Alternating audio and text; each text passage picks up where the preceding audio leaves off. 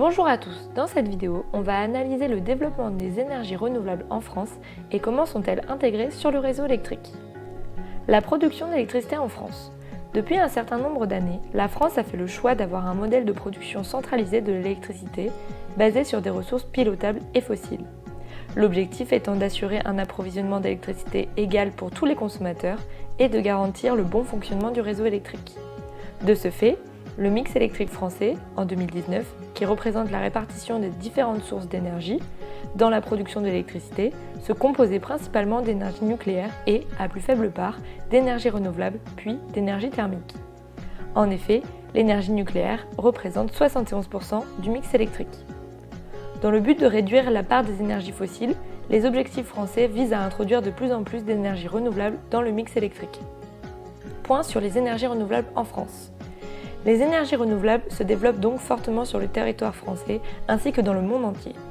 Les engagements des États ainsi que la loi pour le développement de la transition énergétique et la neutralité carbone fixent des objectifs de part grandissante des énergies renouvelables. Concernant la France, ces objectifs s'élèvent à 32% d'énergie renouvelable dans la consommation énergétique finale et 40% dans la production d'électricité à l'horizon 2030. En 2020, 26,9% de la consommation d'électricité était couverte par la production à base d'énergie renouvelable.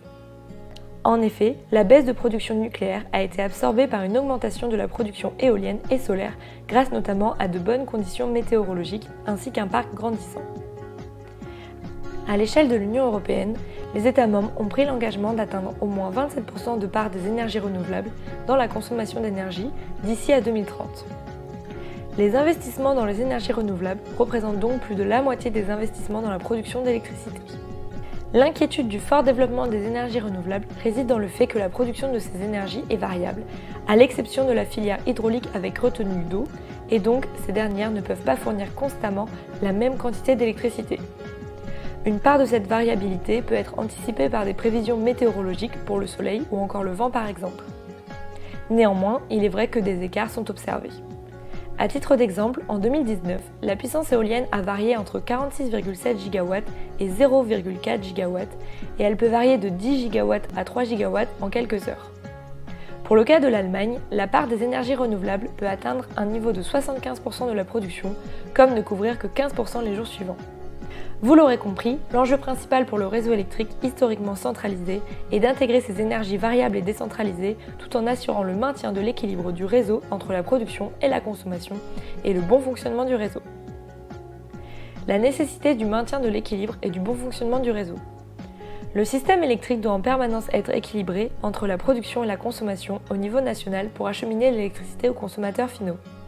Le réseau électrique a été dimensionné de façon à ce que les lignes électriques puissent répartir la production centralisée et alimenter l'ensemble de la consommation française avec une gestion qui a pour but de minimiser les coûts en respectant les contraintes du réseau électrique. Aussi, la capacité des lignes électriques est fixe et de ce fait, la quantité de production d'électricité ou de soutirage d'une zone ne peut être supérieure à la capacité maximale des lignes électriques de cette zone. Pour ces raisons, le côté variable et imprévisible de la quantité d'électricité produite provoquée par les énergies renouvelables peut donc constituer un vrai défi pour les gestionnaires du réseau qui ont l'habitude de gérer un réseau centralisé. L'intégration des énergies renouvelables dans le système électrique. Il y a plusieurs solutions pour intégrer les énergies renouvelables au sein du système électrique. Tout d'abord, la flexibilité des consommateurs finaux. Développer les sources de flexibilité, notamment le pilotage de la demande, va jouer un rôle considérable dans le développement de l'intégration des énergies renouvelables. En effet, l'effacement électrique permet d'éviter le déséquilibre du réseau entre l'offre et la demande en réduisant temporairement la consommation d'entités contre une rémunération. Cela permet donc de piloter à distance la demande sans avoir recours à des centrales pilotables. En cas donc de sous-production des énergies renouvelables par rapport à la consommation, par exemple en hiver quand le temps d'ensoleillement est plus faible ou encore le vent moins important et fait baisser le rendement des panneaux photovoltaïques et des éoliennes et que les faibles températures augmentent la consommation. Le réseau électrique peut activer les mécanismes d'effacement et ainsi agir à la baisse sur la demande pour équilibrer le réseau et donc pallier au caractère variable des énergies renouvelables. Les consommateurs, que ce soit les entreprises ou les particuliers, vont de plus en plus devenir des acteurs de l'équilibre du réseau. Deuxième solution, les solutions de stockage.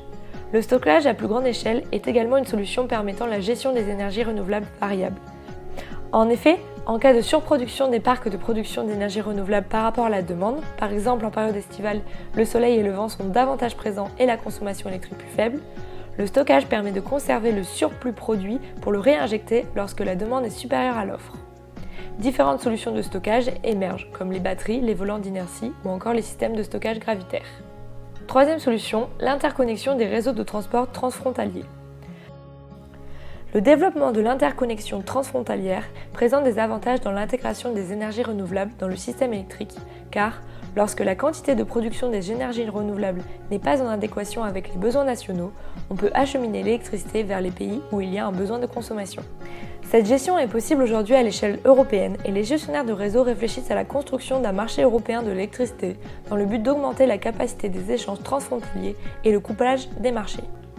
D'autres solutions d'intégration des énergies renouvelables peuvent être également la modification de la structure du réseau de distribution et le développement de nouvelles lignes électriques. Pour conclure, les énergies renouvelables répondent à des objectifs en faveur de la transition énergétique et de la décarbonation et, grâce à plusieurs ajustements, peuvent être intégrées dans le système électrique français. Merci à tous d'avoir regardé notre vidéo.